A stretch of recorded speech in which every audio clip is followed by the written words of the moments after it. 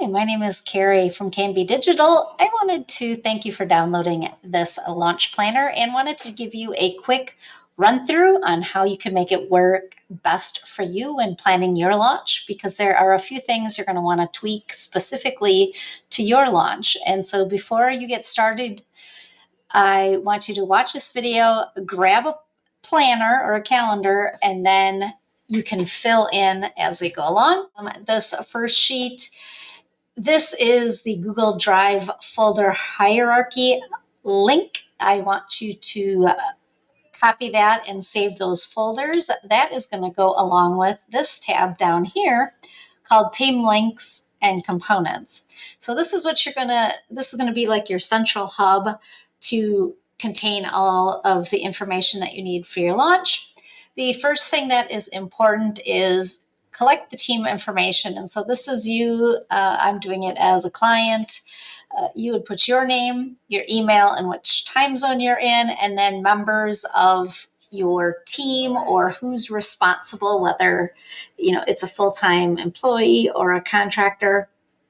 You're going to put your VA, a tech VA. It could be one and the same. Also, who's going to be in charge of graphics. This could be you. It could be your VA, whoever it is. You want to know who is in charge of doing what.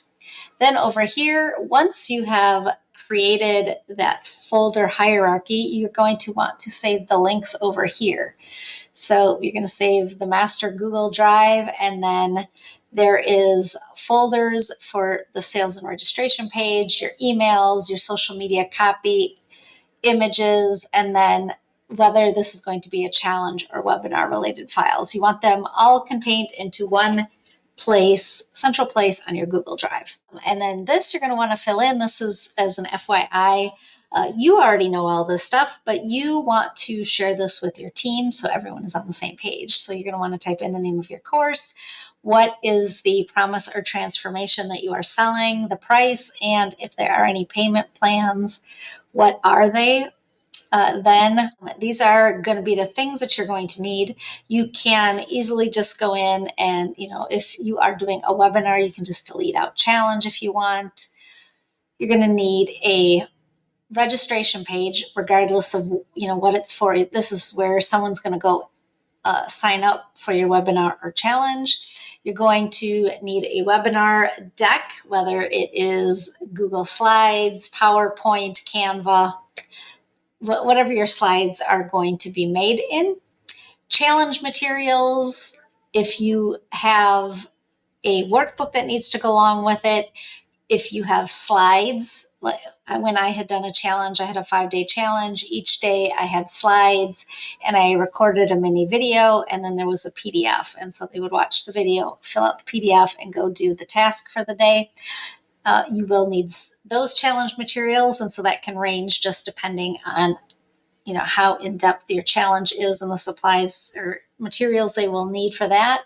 You're going to be creating launch emails. You're going to need a sales page, a checkout page. If you have an upsell, you're going to need your course content, and you may or may not be, if you are relaunching, this may not be something that you need because the course is already created. And then depending on the content of your challenge or webinar, who helps you with support, who is helping you, if anyone, do you have a student community?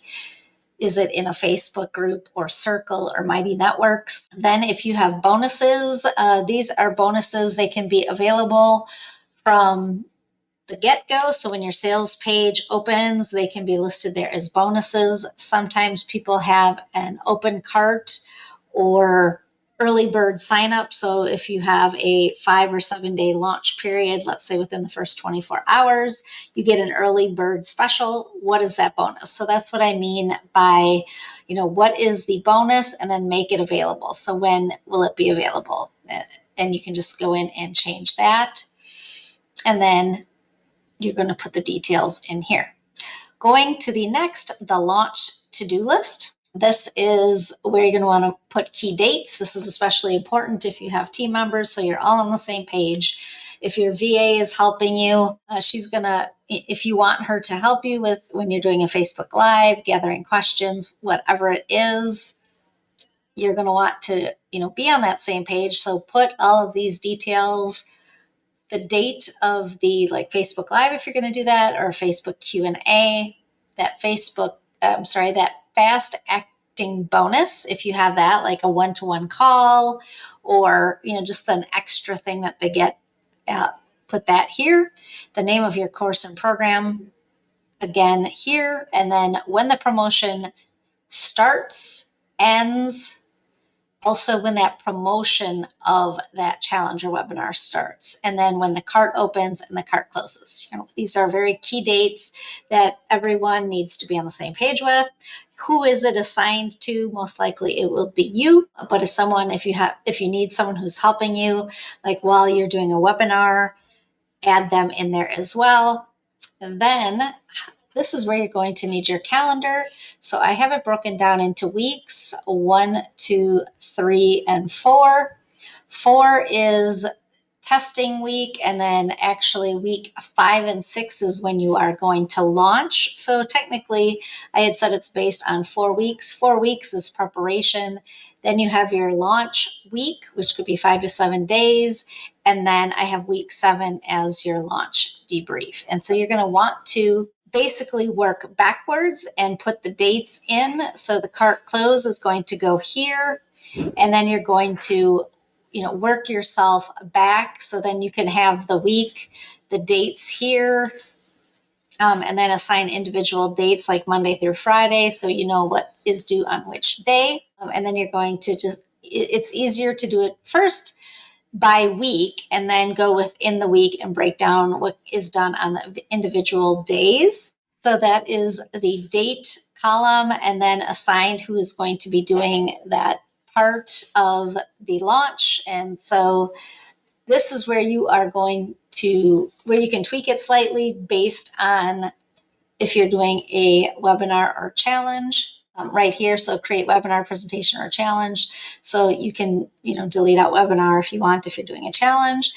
Then like here, webinar confirmation email, it would be a challenge confirmation email. And so just like slightly tweaking the words there. And then as these things get done, you're going to just check these off just like that. And so this is a good way to manage that everything is getting done within the week.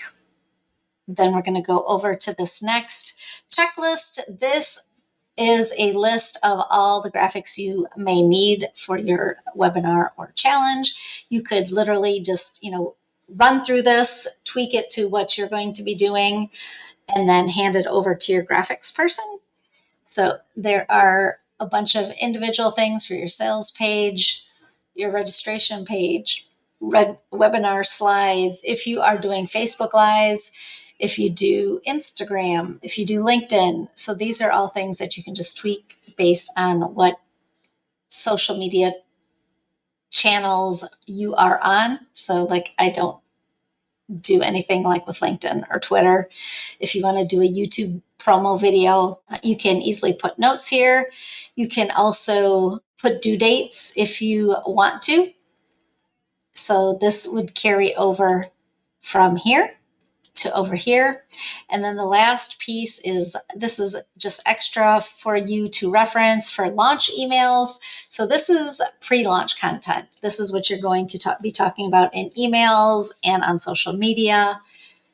I have 7 pre-launch ideas for you that you can easily add more or less. Then when you are launching, I have a minimum of 7 launch emails. You can, like, for example, there's 5 days, and then like the last day, there are 2.